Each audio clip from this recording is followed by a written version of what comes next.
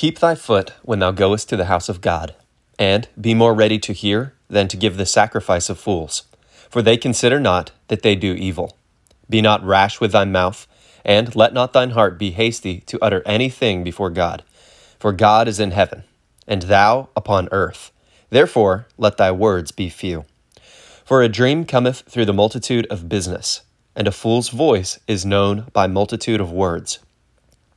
When thou vowest a vow unto God, defer not to pay it, for he hath no pleasure in fools. Pay that which thou hast vowed. Better is it that thou shouldest not vow, than that thou shouldest vow and not pay. Suffer not thy mouth to cause thy flesh to sin, neither say thou before the angel that it was an error. Wherefore should God be angry at thy voice, and destroy the work of thine hands? For in the multitude of dreams and many words there are also diverse vanities. But fear thou God. If thou seest the oppression of the poor, and violent perverting of judgment and justice in a province, marvel not at the matter, for he that is higher than the highest regardeth, and there be higher than they. Moreover, the profit of the earth is for all. The king himself is served by the field. He that loveth silver shall not be satisfied with silver, nor he that loveth abundance with increase. This is also vanity. When goods increase, they are increased that eat them. And what good is there to the owners thereof, saving the beholding of them with their eyes? The sleep of a laboring man is sweet, whether he eat little or much, but the abundance of the rich will not suffer him to sleep. There is a sore evil which I have seen under the sun, namely, riches kept for the owners thereof to their hurt. But those riches perish by evil travail, and he begetteth a son, and there is nothing in his hand. As he came forth of his mother's womb, naked shall he return to go as he came, and shall take nothing of his labor, which he may carry away in his hand. And this also is a sore evil, that in all points as he came, so shall he go. And what profit hath he that hath labored for the wind? All his days also he eateth in darkness, and he hath much sorrow and wrath with his sickness. Behold, that which I have seen. It is good and comely for one to eat and to drink, and to enjoy the good of all his labor that he taketh under the sun all the days of his life, which God giveth him, for it is his portion. Every man also to whom God hath given riches and wealth, and hath given him power to eat thereof, and to take his portion, and to rejoice in his labor, this is the gift of God. For he shall not much remember the days of his life, because God answereth him in the joy of his heart. There is an evil which I have seen under the sun, and it is common among men. A man to whom God hath given riches, wealth, and honor, so that he wanteth nothing for his soul of all that he desireth. Yet God giveth him not power to eat thereof, but a stranger eateth it. This is vanity, and it is an evil disease. If a man beget 100 children, and live many years, so that the days of his years be many, and his soul be not filled with good, and also that he have no burial, I say, that an untimely birth is better than he. For he cometh in with vanity, and departeth in darkness, and his name shall be covered with darkness.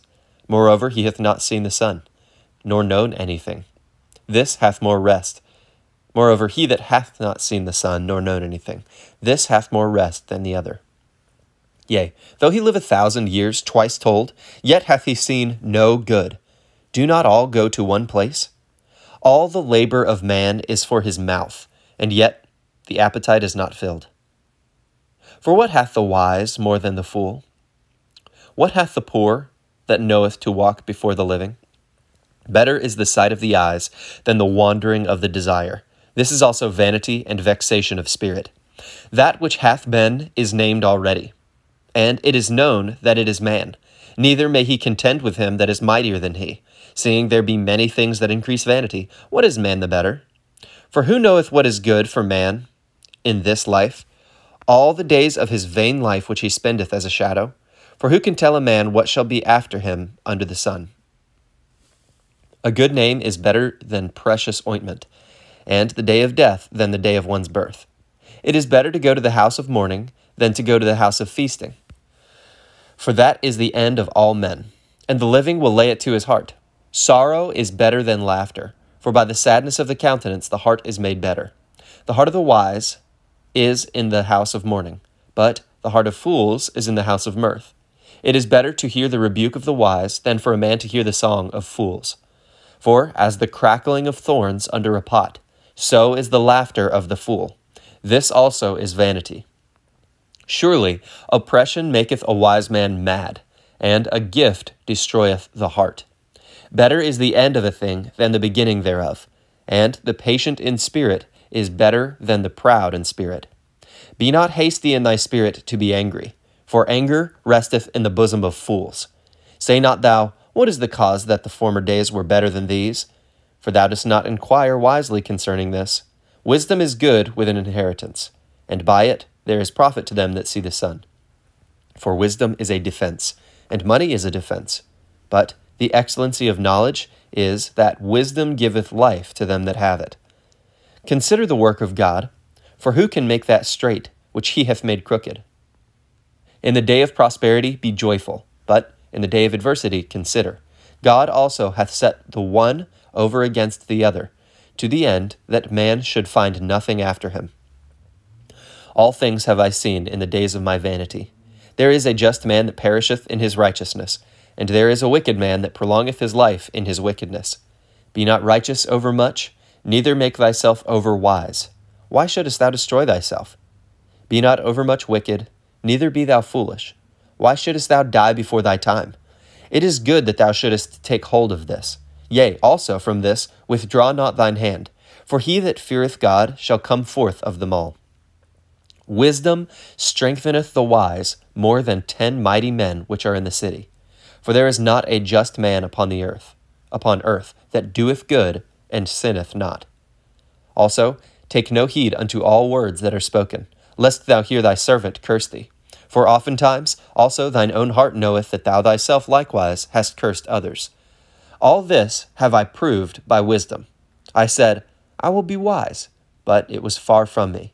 That which is far off and exceeding deep, who can find it out? I applied mine heart to know and to search, and to seek out wisdom, and the reason of things, and to know the wickedness of folly, even of foolishness and madness. And I find more bitter than death the woman whose heart is snares and nets, and her hands as bands. Whoso pleaseth God shall escape from her, but the sinner shall be taken by her. Behold, this have I found, saith the preacher, counting one by one, to find out the account, which yet my soul seeketh, but I find not. One man among 1,000 have I found, but a woman among all those have I not found. Lo, this only have I found, that God hath made man upright, but they have sought out many inventions. Who is as the wise man? And who knoweth the interpretation of a thing? A man's wisdom maketh his face to shine, and the boldness of his face shall be changed. I counsel thee to keep the king's commandment, and that in regard of the oath of God. Be not hasty to go out of his sight, stand not in an evil thing, for he doeth whatsoever pleaseth him. Where the word of a king is, there is power. And who may say unto him, What doest thou? Whoso keepeth the commandment shall feel no evil thing, and a wise man's heart discerneth both time and judgment. Because to every purpose there is time and judgment. Therefore the misery of man is great upon him, for he knoweth not that which shall be. For who can tell him when it shall be? There is no man that hath power over the Spirit to retain the Spirit. Neither hath he power in the day of his death, and there is no discharge in that war. Neither shall wickedness deliver those that are given to it. All this have I seen, and applied my heart unto every work that is done under the sun. There is a time wherein one man ruleth over another to his own hurt. And so I saw the wicked buried, who had come and gone from the place of the holy, and they were forgotten in the city where they had so done. This is also vanity. Because sentence against an evil work is not executed speedily, therefore the heart of the sons of men is fully set in them to do evil. Though a sinner do evil 100 times, and his days be prolonged, yet surely I know that it shall be well with them that fear God, which fear before him. But it shall not be well with the wicked, neither shall he prolong his days, which are as a shadow, because he feareth not before God. There is a vanity which is done upon the earth, that there be just men unto whom it happeneth according to the work of the wicked, Again, there be wicked men to whom it happeneth according to the work of the righteous. I said that this also is vanity. Then I commended mirth, because a man hath no better thing under the sun than to eat and to drink and to be merry. For that shall abide with him of his labor all the days of his life. That shall abide with him of his labor the days of his life, which God giveth him under the sun. When I applied mine heart to know wisdom, and to see the business that is done upon the earth, for also there is that neither day nor night seeth sleep with his eyes. Then I beheld all the work of God, that a man cannot find out the work that is done under the sun.